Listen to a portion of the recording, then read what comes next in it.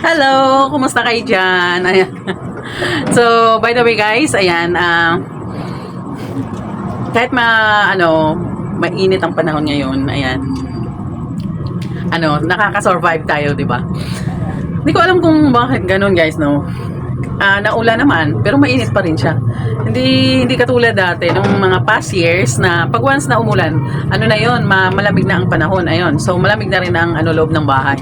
Pero ngayon, kahit na umulan, super banas pa rin sa loob ng bahay. Grabe talaga. Ramdam nyo ba? Grabe. Ay, nako. Ayan, for today's videos guys, ayan, kakarating lang natin, ayan, from work, ayan, so, happy lang, no? So, kahit napagod tayo sa trabaho, ayan, wag natin indahin na napapagod tayo kasi nga, ganun talaga ang buhay. Ayan, kailangan nating mag-survive. Ayan, sabi nga nila, nag-survive ka man sa ibang bagay, yung buhay pa kaya ang hindi mo isa-survive, nag-iisa lang yan. That's why we start. Ayan, never surrender. Ayan, kahit na gaano kahirap ang buhay, tuloy pa rin. Ayan, dasal lang. Ayun. Then, ayun, nakakaano talaga. Ayan, so hirap maging mahirap, no? Ayan, kailangan mo talagang kumayod kasi sabi kasi nila, kung anak mayaman ka, yung mga magulang nila, oo, nagpapagod talaga sa para lang yumaman at para sa mga anak. Pero yung mga anak, ayan, swerte sila kasi kahit paano hindi na sila naghirap. Ayan, yung mga magulang nila ang naghirap. Ayan. So tayo kasi, mga magulang natin galing sa mahirap, ayan, kaya tayo yung nagpupursige na talagang magnegosyo, ayan, gawa ng paraan para kumita, ayan, para yung mga anak din naman natin, yung hindi na mahihirapan pagdating ng panahon, no? So, agree ba kayo doon, guys? So, sinong gumagawa ng ganun? Ayun. Kasi ako, talagang ginagawa ko yan. Kaso nga lang, ayun, hindi tayo sinuswerte. Ayan. Pero hindi pa ako sumusuko. Ayan. Kahit ganun kahirap, ayan, talagang iniisip ko na hindi mahirap. Ayan. Ang mahalaga, ayan, araw-araw, meron tayong pantustos sa mga pangangailangan natin. Ayan. At araw-araw, lahat ng mga bayarin natin, inababayaran natin, lahat ng mga pangangailangan, ayan, meron tayong pang tustos. Kasi kung wala tayong trabaho, of course, ayun, wala din tayong pagkukuhaan ng pang sariling pangangailangan, di ba? That's why, ayan, busy tayo. Of course, busy tayo sa paghahanap buhay. Busy rin tayo sa kakaisip kung anong negosyo ba yung pwede natin pasukin. Ayan, ano ba yung negosyo na pwedeng umangat ang buhay ko? Ano ba yung negosyo na kahit na hindi ako namumuhunan, kumikita ako. Meron ba ganun, guys? Meron. Maraming ganun. Ayan. Example ko sa inyo, Avon. PC, ayan. Wala yan siyang puhunan. Ayan, mag-register ka lang. Ayan, kukuha ka ng items. Ayan, then ipapautang mo, ibebenta mo. Pag once na benta na is, tsaka ka lang magbayad. Maraming paraan, ayan. Pero, ayun, kailangan maging ka rin, maging honest ka, of course. Kasi hindi ka naman pagkakatiwalaan kung, ayan, hindi ka marunong magbayad, di ba? Situate na yung mga benta mo is maibabalik mo rin sa kanila para in return, ayan, pagkakatiwalaan ka at lagi kang makakaulit. Ganon yun.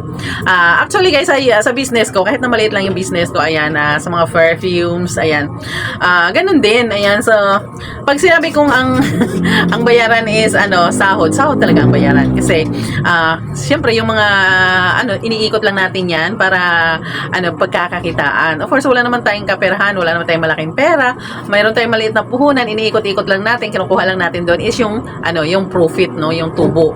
So, pag once na hindi naman nagsisibayad, ayan, so wala po tayong pambili, di ba? Wala tayong ipapautang, wala tayong ibebenta. Ganun yun. Kaya pinag-aaralan talaga guys kung paano magnegosyo. Ayan. So, like us, ayan, as a content creator, ayan, kaya ako pumasok din dito because, ayan, kumikita din dito.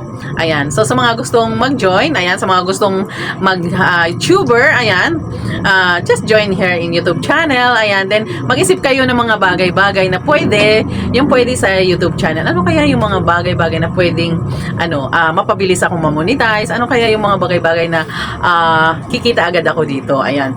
So, sa kitaan lang, umiikot yung mundo natin, no? Siyempre, hindi naman umiikot ang mundo natin sa pera kasi doon po tayo nakakakain. Ayan, di man tayo pwedeng kumain kung wala tayong pera, di ba? But, ayan, wag po natin masyadong abusuhin. Ayan, kahit na kumita ka na ng malaki, ayan, masyado ka naman magpapatubo sa negosyo mo. Ayan, ayan na, pantay-pantay lang. Ayan, kung kumita ka naman, ayan, huwag masyadong garapal. Ayun, di ba? Katulad sa YouTube channel, ayan, habang tayo, gumagawa tayo ng video, ayan, pinapanood ng mga tao, ang equivalent po nun is, may kita, ayun. So, in exchange, ayan, parang salary lang, ayan, nagtatrabaho ka sa company, ayan, habang nagtatrabaho ka, may sahod ka. Same as usual din sa YouTube channel, hanggat lagi kang nagpo-post ng mga video, ayan, nagla-live ka, at yung mga gagawa ka ng mga long video, short video, nag-live ka, ayan, in return nun, ayan, kikita ka. Ayan. At kailangan natin sumunod sa rules and regulation. Kahit naman saan ka, kailangan talaga laging rules ang papairalin natin. Ayan.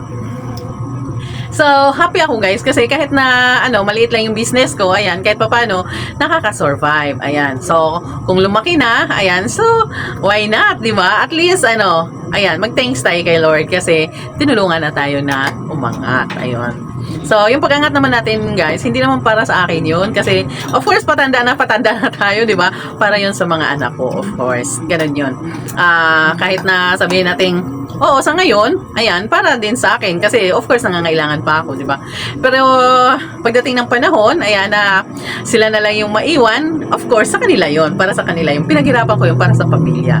Ayan. And, sa mga gustong, matuto, ayan, comment lang kayo dito sa, sa video ko, guys. Ayan, tuturuan ko kayo kung ano ba yung mga business na patok na pwede nyong i-try. Ayan, of course. Kasi, hindi tayo pwede magnegosyo yung gusto lang natin. Of course, titingnan natin kung ano yung gusto ng mga mamimili. Kung ano yung mabenta sa mamimili. Ayan. Of course, ako, kaya napili ko yung perfume. Kasi, of course, sa lahat ng mga nagtatrabaho, ayan, kailangan nila yan. Everyday talaga nagpe-perfume sila. So, sa dami ng mga taong nagtatrabaho, kahit hindi nagtatrabaho, kahit nasa bahay lang, nagpe-perfume yan. Nakala mo ba? That's why, yun ang napili ko. Dahil patok siya sa mga tao. Yun. Ayan, usapang business to guys. Kasi para kahit papaano, ayan, matuto din tayo. Ayan. Yung sandaan nga natin, pwede tayong mag-business na, depende lang sa'yo kung anong iniisip mo, di ba? Ako, naiisip ko pag ganun. Pag may sandaan ako, pwede akong magbenta ng mani, no? Yung lulutuin mo yung mani, tapos balot-balutin mo siya. Ayan, sa amin, 25 pesos na isang balot. So, sa isang kilo siguro, baka umabot yun ng mga 20 peraso. So, magkano yun sa 25? Di ba? Malaki eh. Yan. So, ang kilo ng mani ngayon, nasa 100 na to or 80 ganon. So, may business ka na, di ba? Mabilis nang mag-isip ng business kung business-minded ka. Ayan, kung hindi ka business-minded, comment ka lang dito at tuturuan kita. Ayan. At maraming salamat po sa lahat ng mga palaging nagsubaybay sa aking video dito sa YouTube channel, Facebook, and TikTok. Thank you so much everyone and I hope you're always there for us to support us and also to basta palagi kayong nandyan kasi of course kayo po yung lagi kong hinahanap. Thank you for watching. I love you all.